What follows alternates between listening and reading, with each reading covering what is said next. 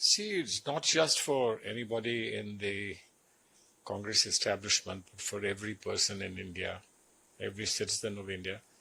We have such deep-seated relations with Nepal. Their several generations of their leadership has been educated in India. A lot of them have relatives in India. We have an enormous interest both in the neighbor as indeed as people that we have been very close to.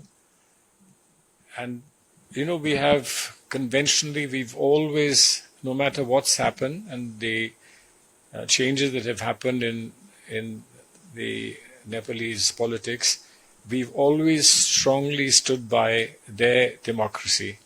And we believe that that's ultimately what they deserve and what they have a right to ensure.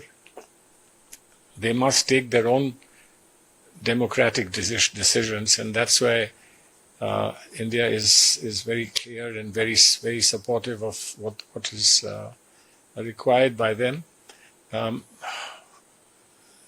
What is happening today is, of course, painful. It's very sad. It's very unfortunate. And we can just pray and hope for the best for them and for the streets to return to peace as quickly as possible. They'll have to find their own solutions. Of course, we know that this is an element of democracy which brings about this kind of breakdown. And that democracy itself brings about the repair and brings about the cure. And I hope that the soonest that it can happen and they can quickly decide what to do and move ahead, I believe would be the best for all of us in the neighborhood and indeed certainly for Nepal itself. So what should be the response of the Indian government in the wake of this crisis, and how do you see this crisis affecting India per se? Well, listen, anything that happens in the neighborhood is a matter of concern. Whether it spills over or doesn't spill over, it's a matter of concern. We have a border with them. We have a porous border with them. We have easy movement across the border, etc. So obviously, it's a matter of concern. But what is more important is our concern about the future of Nepalese people and their democracy. And there isn't a great deal that one can do right now except to hope for the best. I hope that the government has some ideas about how they can be of any assistance. Things are moving too fast and too much has happened too quickly for, I guess, anyone to be able to say firmly what their position can be and what they can do. So right now it's fingers crossed and prayers on our lips that everything returns to normal as quickly as possible with the least amount of pain. Much pain has already been suffered.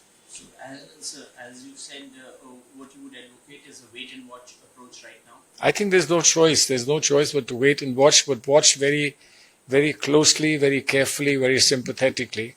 I think that is important because, when this kind of unrest happens, there are all sorts of people trying to create trouble for others that they don't like. And I just hope that doesn't happen with India. I hope that doesn't happen with Indians. Our relationship is too important, and our commitment to the democracy of people of Nepal is too important for anything like that to allow it to be hurt. So there have been massive protests against the government. The trigger obviously was the social media order.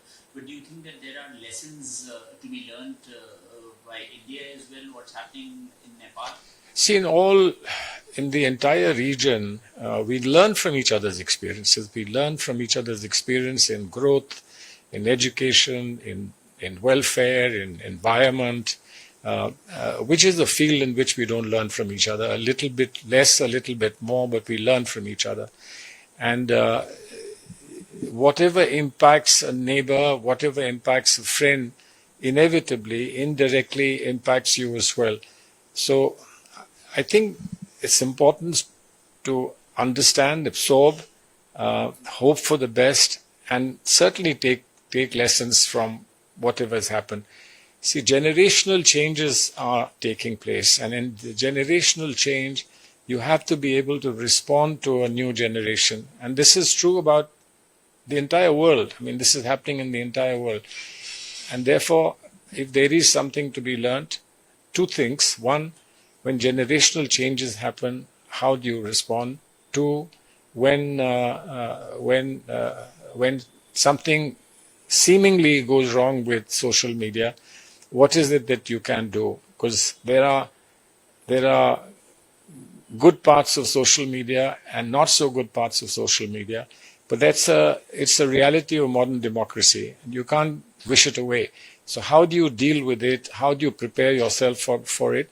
These are all important lessons that one can learn. So with a turbulent neighborhood, do you think that's a worrying concern for India at present? Well, why neighborhood? Any place that is turbulent is not a matter of comfort. Whether you are in the immediate neighborhood or you are in the distant neighborhood, whatever is happening in the world today, whether it's West Asia or it's Ukraine, Europe, etc., any part of the world, you can't take comfort from it. You can't just simply say, that's nothing to do with me, that's happening somewhere else. The world is a village, and therefore something happens somewhere.